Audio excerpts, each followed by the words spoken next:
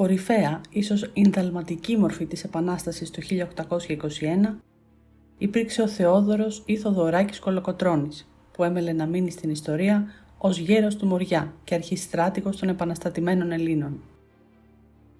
Ήταν παιδί ξακουστής οικογένειας κλεφταρματολών με σημαντική συμμετοχή στα ορλοφικά. Ακριβώς εκείνη την εποχή της Επανάστασης και του πολέμου γεννήθηκε άλλωστε και ο ίδιος, γι' αυτό και το όνομα του έχει δοθεί προς τιμήν του Θεόδωρου Ορλόφου.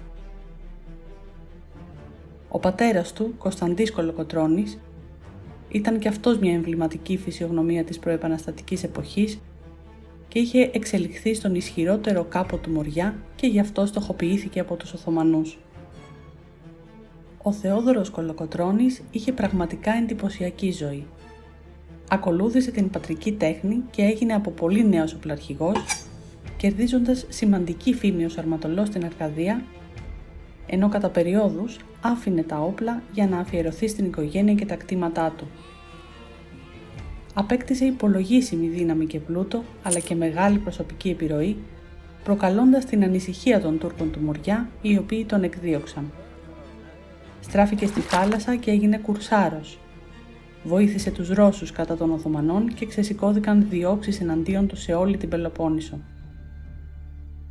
Για να σωθεί, αναγκάστηκε να καταφύγει στα Επτάνησα το 1806 υπό δραματικές συνθήκες, με το μεγαλύτερο μέρος της οικογένειάς του και τα αδέρφια του να ξεκληρίζονται ύστερα από σκληρές μάχες, φωνικά που δεν επρόκειτο ποτέ να ξεχάσει.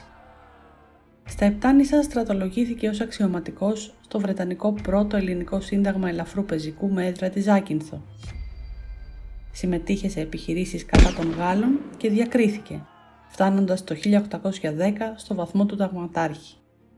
Σε αυτά τα χρόνια των Ναπολεόντιων πολέμων, που η περιοχή της Αδριατικής και του Ιωνίου ήταν ένα από τα περιφερειακά θέατρα επιχειρήσεων, ο Κολοκοτρώνης δείχνει τη στρατιωτική του δυνότητα με μια σειρά από έξυπνα στρατηγήματα και τελειοποιεί τις γνώσεις του από την τριβή με τις τακτικές μάχης και την οργάνωση των σύγχρονων τακτικών στρατών της εποχής. Προσπαθούσε πάντοτε να αποφεύγει τη σύγκρουση με άλλους Έλληνες στην υπηρεσία αντίπαλων στρατών, αλλά και να προστατεύει τη ζωή των ανδρών του, που οι Βρετανοί δεν δίσταζαν συχνά να εκθέτουν σε υπερβολικούς κινδύνους, θεωρώντας τους αναλώσιμους. Ένα αντίστοιχο τέχνασμα τον έφερε μπροστά και στο Βρετανικό στρατοδικείο, από όπου όμως κατάφερε να βγει αλόβητος, χάρη στην ευφυΐα που επέδειξε, αλλά και στις νίκες που επέφερε. Στη Ζάκυνθο ο Κολοκοτρώνης ουσιαστικά θα χτίσει το χαρακτήρα του, καθώς δέχεται και τις επιρροές των διαφόρων ευρωπαϊκών ρευμάτων, αλλά θα εμβαθύνει και σημαντικά τη μόρφωσή του. Μπόρεσε να διαβάσει βιβλία για την αρχαία ελληνική ιστορία και μυθολογία, αλλά και αφηγήσεις για τη ζωή ηρώων όπως ο Γεώργιος Καστριώτης. Είχε ξεκάθαρη αντίληψη της διαφωτιστικής και πολιτικής επιρροής που άσκησαν η Γαλλική Επανάσταση και η ευρωπαϊκή πολιτική του Ναπολέοντα. Το κυριότερο, μέσα από όλα αυτά, είχε ο ίδιος μια απόλυτα συγκροτημένη εθνική και επαναστατική συνείδηση, με απόλυτη πεποίθηση της πραγμάτωσης της ελευθερίας των Ελλήνων μόνο μέσα από τις δικές τους δυνάμεις και ενέργειες. Το 1818 μοιήθηκε στη φιλική εταιρεία και σύντομα άρχισε και ο ίδιος να μοιεί άλλους, οπλαρχηγούς και πλοιάρχους. Το 1820 έλαβε επιστολές από τον Αλέξανδρο Υψηλάντη με πληροφορίες για το σχέδιο του Γενικού Ξεσηκωμού και άρχισε και ο ίδιος να οργανώνει και να προετοιμάζει την έναρξη της Επανάστασης, όπως μας περιγράφει στα απομνημονεύματά του. Πριν ξεκινήσει για το Μοριά, ταξίδεψε με πρόφαση στην Κέρκυρα, όπου συναντήθηκε με τον Ιωάννη Καποδίστρια, με τον οποίο συζήτησε εκτενώς για την Επανάσταση. Στη συνέχεια, κατευθύνθηκε στη Μάνη, όπου έφτασε ανήμερα των φώτων του 1821 και επιδόθηκε σε προσπάθειες να συμφιλιωθούν και να μονιάσουν όλες οι σημαντικές μανιάτικες οικογένειες. Σε κάθε βήμα του φαίνεται πόσο μεγάλο κύρος είχε και πόση βαρύτητα έδινε το όνομά του, τόσο για τους Έλληνες όσο και για τους Τούρκους. Ο διωγμός των κλεφτών και η φυγή πολλών εμπειροπόλεμων καπεταναίων έξω από την τουρκοκρατούμενη Ελλάδα είχε ως αποτέλεσμα την άνοιξη του 1821 οι επαναστατημένοι Έλληνες στις περισσότερες περιοχές του Μοριά να στερούνται ικανής στρατιωτικής ηγεσίας σε σημαντικό βαθμό.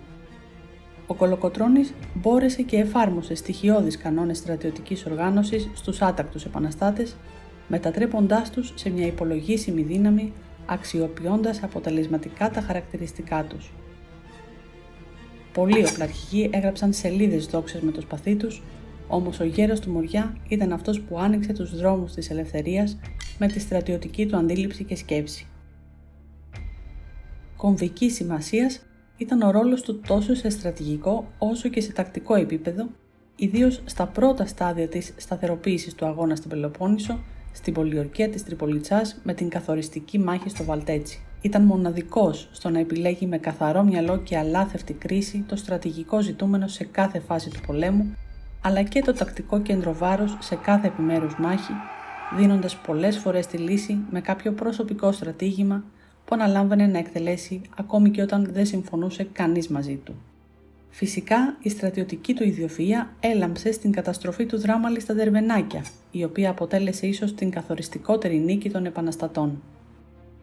Βέβαια, δεν θα πρέπει να υποτιμάμε το ποίησμα του και το ρόλο του και όταν η Επανάσταση ήταν υποπίεση κατά την επέλαση του Ιμπραήμ, όπου έστω με δυσκολία κράτησε αναμένη τη φλόγα του αγώνα, παρά το γεγονός ότι οι πολιτικοί του αντίπαλοι ήταν αυτοί που νέμονταν την εξουσία εκείνη την περίοδο. Ασφαλώς, ούτε ο Κολοκοτρώνης κατάφερε να μείνει έξω από τις πολιτικές έρηδες και συγκρούσεις που γέννησε η Επανάσταση όσο αυτή προχωρούσε και ορίμαζε. Ενεπλάκη πρόθυμα σε πολιτικές διαδικασίες και επιδιώξεις, τόσο κατά την Επανάσταση, όσο και κατά την περίοδο διακυβέρνησης του Καποδίστρια και της αντιβασιλείας του Όθωνα. Έντονο αποτύπωμα έχουν αφήσει η φυλάκισή του στη διάρκεια των εμφυλίων πολέμων που έγιναν μέσα στην Επανάσταση και η δίκη του στα χρόνια της Βαβαρικής Αντιβασιλείας. Πέρα και πάνω από όλα αυτά όμως, ο Θεόδωρος Κολοκοτρώνης κατάφερε να δημιουργήσει έναν καθαρά προσωπικό θρύλο που τον έκανε αγαπητό ήρωα της λαϊκής κουλτούρας και της δημόσιας ιστορίας και δεν απήχε ιδιαίτερα από την πραγματικότητα. Αντίθετα, δεν θα ήταν υπερβολή αν λέγαμε ότι ο θρύλος του ίσως να μην καλύπτει πλήρως την περιπλοκότητα του χαρακτήρα του και την ιστορική του πορεία. Δεν υπάρχει αμφιβολία ότι κατάφερε να συνθέσει ένα εξαιρετικά ανθεκτικό αγωνιστικό πρότυπο με κύριο χαρακτηριστικό τη φρόνηση και την επιμονή. Έμεινε για 200 χρόνια ένα ιδεώδες λαϊκού στρατιωτικού ηγέτη που οι Έλληνες ακόμα και σήμερα προσεγγίζουν με αγάπη. Αν σου άρεσε αυτό το βίντεο, κάνε like. Στείλ το σε όσους θεωρείς ότι θα το βρουν ενδιαφέρον. Κάνε subscribe στο κανάλι για να μην χάνεις επεισόδιο και αν θες να σε ειδοποιούμε για κάθε νέο βίντεο που ανεβαίνει, κάνε κλικ στο καμπανάκι.